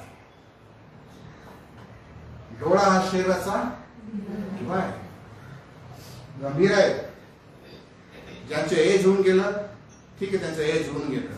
पण तुम्ही हे पाप केलं असेल तर पश्चाताप करून घ्या मरण्याच्या अगोदर. वृद्ध लोकांनी गॅरंटीली सांगतो मी, तुम्ही हे पाप केलं असेल तर तुम्ही पण जे तरुण आहे, जर तुम्ही याच्यात आहे, आजही तुम्हाला वेळ आहे, आजही तुम्हाला वेळ आहे. तरुण सांगतो इतर पाप तर तुम्हाला दिसत तुमची भांडणं, हे ड्रग्सच्या एडिक्ट असं दुःख आहे, पैसा आहे, स्वतःची नाव लौकिकता, मोठं एकदम राजशाही जीवन तुम्ही निवडताय, अशा काही गोष्टी बिकट परिस्थिती आहे. आणि म्हणून शास्त्रात लिहिलेलं आहे, असं काय लिहिलेलं आहे, 1 पेत्र 5:8 मध्ये, सावध असा, जागे राहा, तुमचा शत्रू सैतान हा गर्जनेल्या सिंहाप्रमाणे कोणाला गिळावे हे शोधत फिरतो. कोणाला गिळावे असं लिहिलंय, कोणाला गिळावे हे शोधत फिरतो. कोणाला गिळू, कोणाला गिळू, कसा फिरतो तो, गर्जणाऱ्या सिंहाप्रमाणे. कसा आहे, दिसतो आहे का, गर्जणाऱ्या सिंहाप्रमाणे. तो कोणाला गिळेल सांगा, कोणाला गिळेल?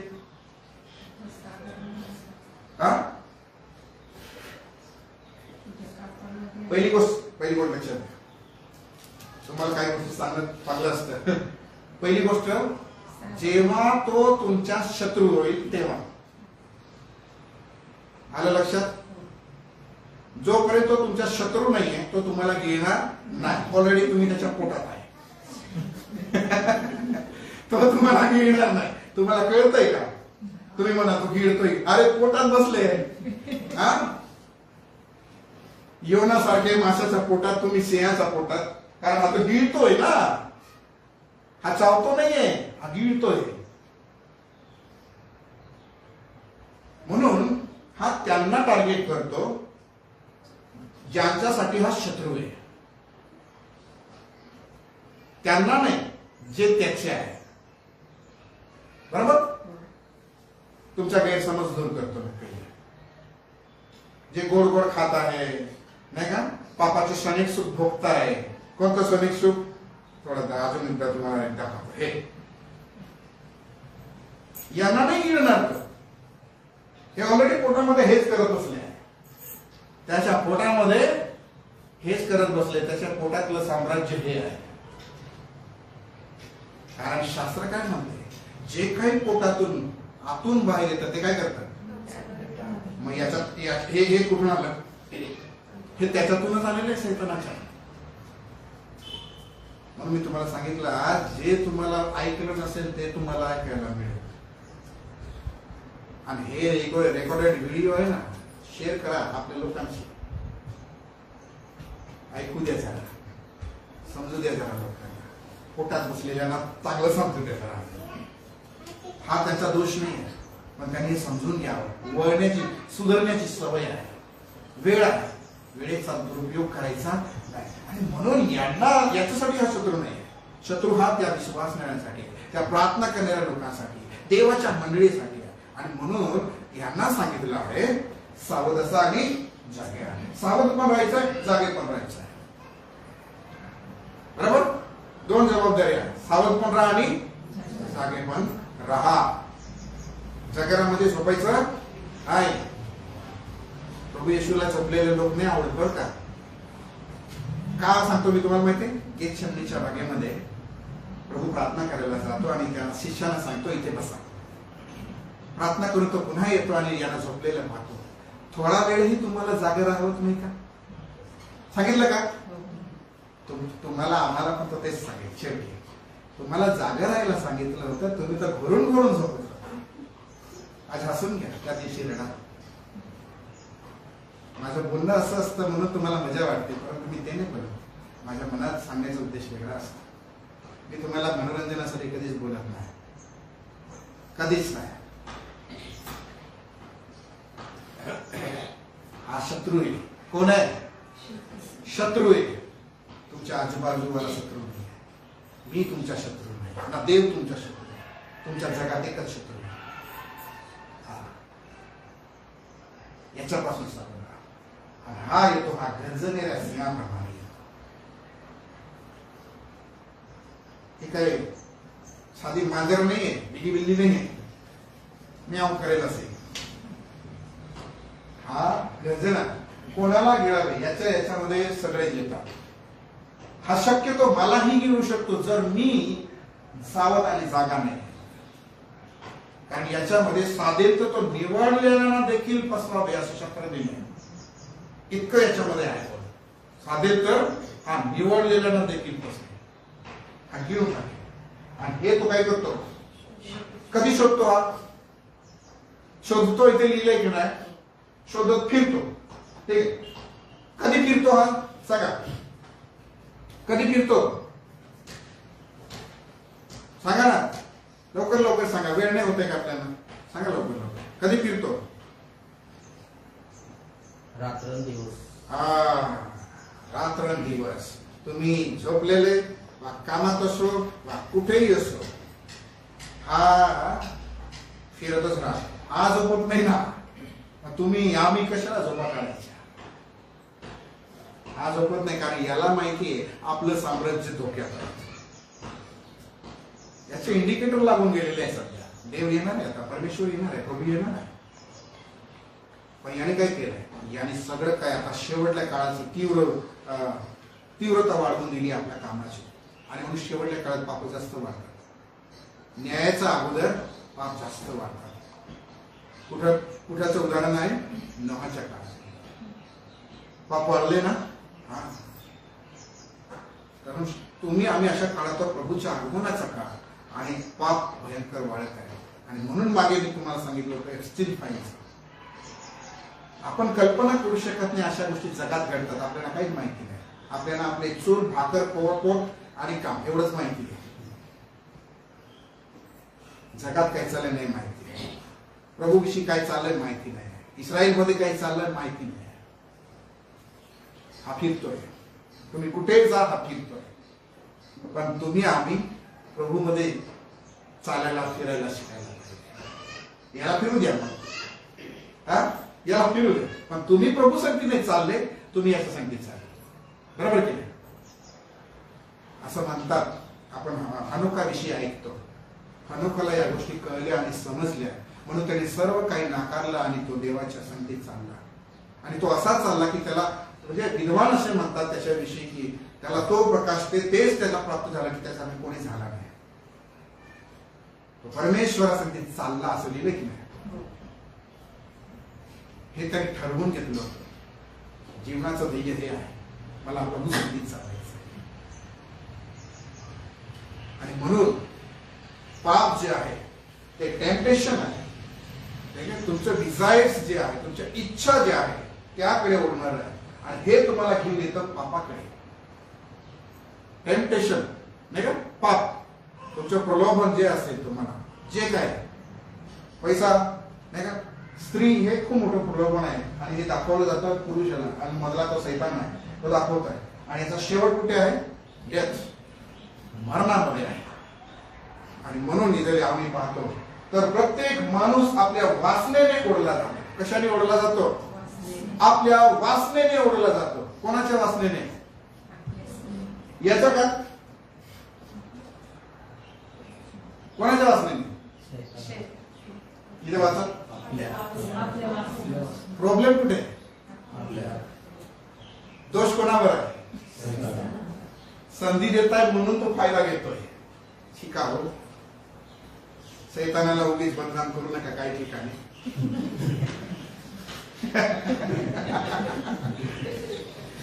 पाप आपण आवडीने करायचा. दुश्मन सैतान आहे, बरोबर की नाही? आपल्या वासनेने प्रत्येक माणूस, प्रत्येक स्त्री आपल्या वासनेने काय करते? ओढली जाते. चुंबकला खेचतं की नाही? हा, पाप तुम्हाला आवडतंय मग तुम्ही काय चालले? हा, एक गीत पिक्चरचं गाणं आहे पण तसं सारखं होऊन गेलं. तुमने बुलाया हम चले आए. खरी गोष्ट की नाही? हो, पापाने बोलवलं ना आम्ही पळ सुटलो. बाटलीवाल्यांना बाटली खूप बोलवते समोर ना. ओढला जातो, अक्षरशः ओढला. कसा ओढतो म्हणजे दोरे टाकून पण ओढतं का? एखाद्या बाईनीचं काय एखाद्या पोराला हसून दाखवलं, पोरगा चालला बिचारा. एखाद्या पोरीला पैसे दाखवले, पोरगी चालली गाडीवर बसून. ओढणं, प्रलोभन हे ओढणं, टेम्पटेशन नाही का, हे तुमच्या मनामध्ये काम करते ना, तिथे दाबून दे, तिथे दाबून दे. जर तुम्ही याला इथे संधी दिली नाही तुमच्या मनामध्ये, तर हे काम नाही करू शकत. आणि हे नाही करू शकत तर हे होणार नाही. हे काय होतं मग? भुलवला जातो. ओढला गेला म्हणजे हवा बायको किती सुंदर आहे, गेली निघू ना, आणि मग बोलवले आणि म्हणे याने मला बोलवलं. कोण बोललं? तू गेलीस कशाला होती? आज्ञा काय होती? खावायचं नाही, बरोबर ना. पण बोलवले गेले, ओढली गेली आणि बोलवली गेली. त्याला संधी दिली तो बोलवतो. त्याचं कामच ते आहे. तू असं बोलव असं सांगणार त्याला कोणीच नाही आहे. He is a master. तो एक चांगला गुरु आहे बोलवण्याचा गुरु. म्हणून त्याला लवाड आणि लवाडीचा बाप म्हटलंय. बोलवलं तेव्हा काय होतं? बोलवला जातो तेव्हा पडला जातो, बोलवला जातो तेव्हा काय होतं? मोहात पडतो. आता इथे जे चित्र दिसत आहे, हा या बाईच्या मोहात पडला तर हा काय करेल? हा व्यभिचार करेल, हा जारकर्म करेल, हा डोळ्यांनी पाप करेल, बरोबर की नाही? ही साखळ दिसते ना, असा बांधलेला हार आहे, हा मोहात पडतो. मग 15 वर्ष मग म्हटलं बरोबर, तेव्हा मोहात पडतो. मग वासना काय करते? गर्भवती होते. मोहात पडतो, वासना गर्भवती होते, बरोबर. गर्भवती केव्हा होते? एक स्त्री गर्भवती होते केव्हा? एक पुरुष आणि एक स्त्री जेव्हा विवाहाने एकत्र येतात तर ते गर्भवती होते ना. तर तुम्ही आणि पाप, तुम्ही आणि तुमचं टेम्पटेशन, तुमची वासना, ठीक आहे, ही बरोबर, ही या सगळ्या प्रोसेस मधून गेल्यानंतर काय होते? तिथे वासना गर्भवती होते.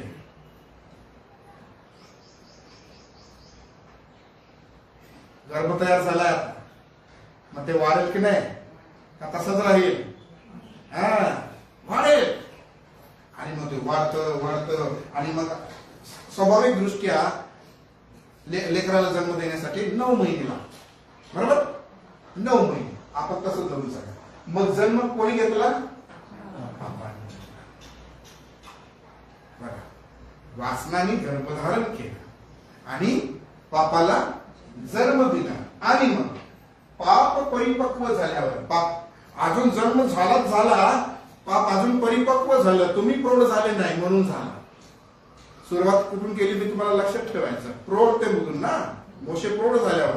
आता पाप परिपक्व झालं, आता गुरु होऊन गेला. इथे पाप कसं झालं? परिपक्व, मॅच्युअर होऊन गेला.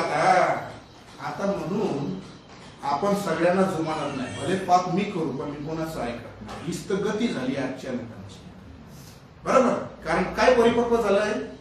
मी प्रभूमध्ये प्रौढ व्हायला पाहिजे होतं, पण पापामध्ये परिपक्व झालं. कारण पाप परिपक्व होऊन गेले.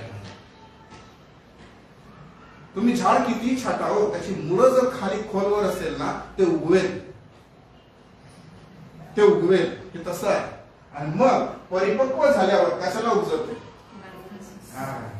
सगळी धाव इथेच आहे. हे मरणास उगवते. काय मिळवते?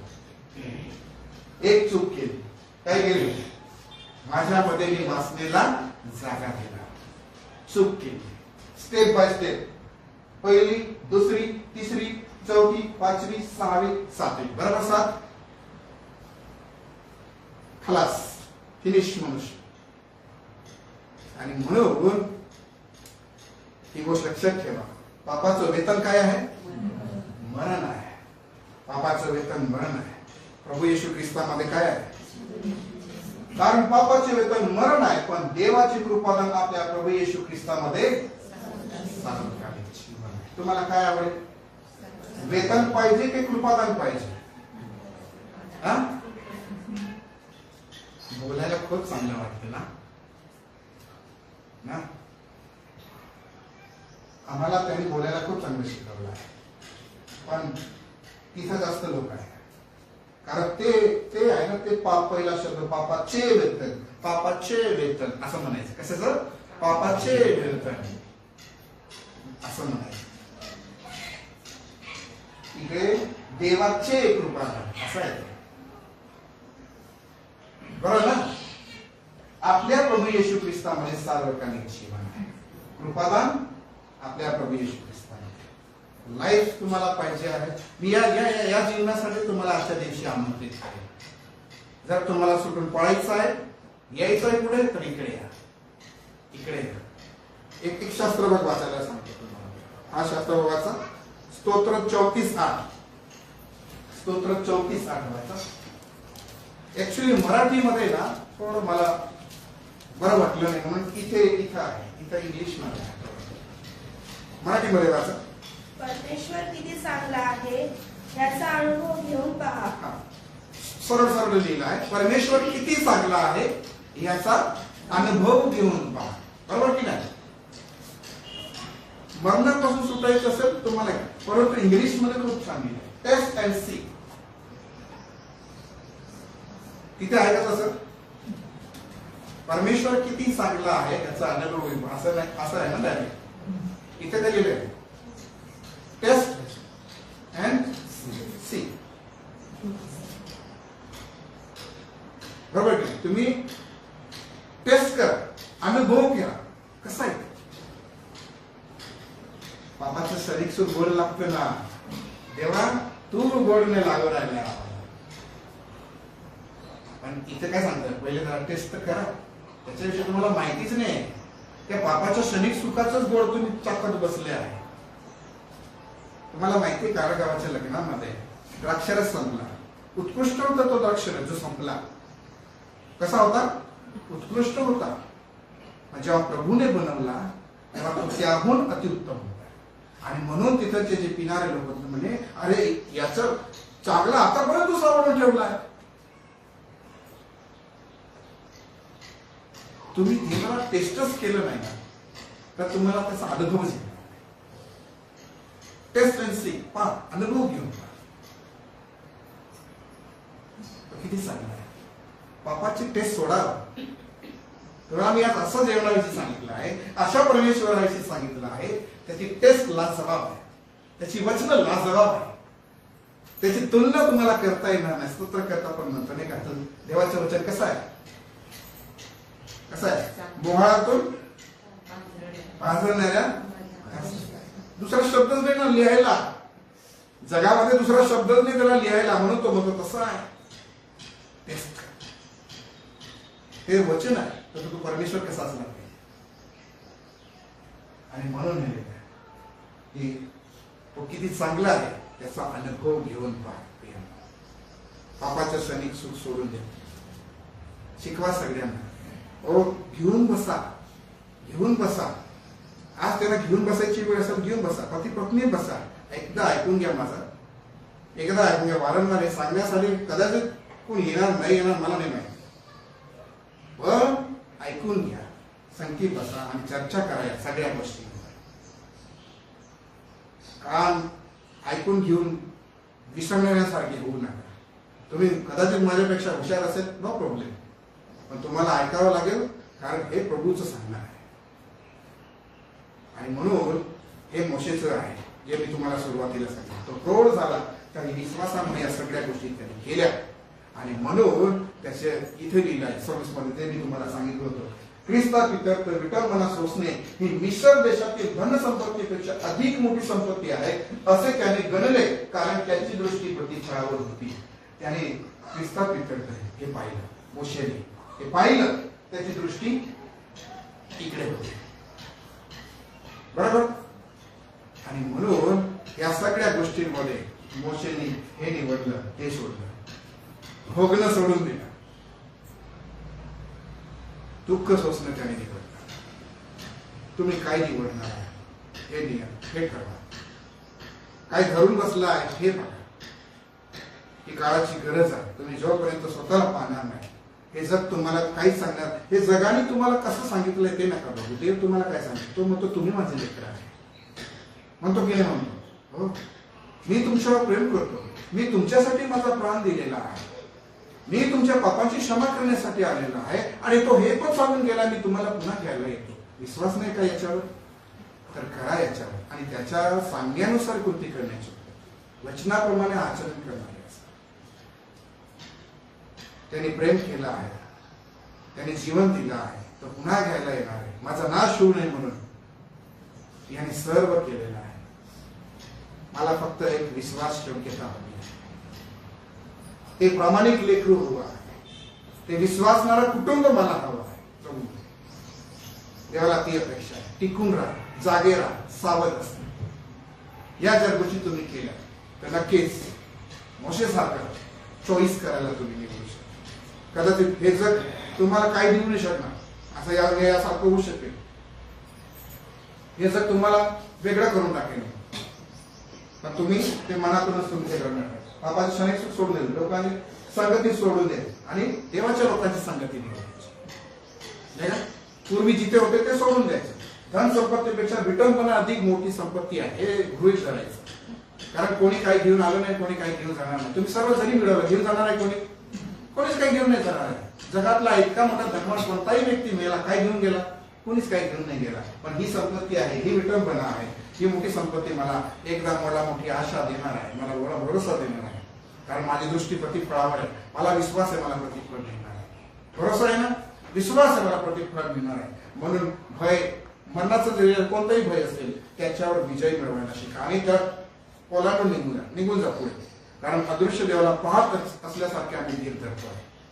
वादळ येऊ द्या, तुफान येऊ द्या, आम्ही धीर धरला, आम्ही खंबीर आहोत, आम्ही ढळून जाणार नाही. आमचं लक्ष तिकडे आहे. तर विश्वास करतो की या वचनाच्या द्वारे प्रभू तुम्हाला आणि मला आशीर्वाद करेल. प्रार्थना करूया.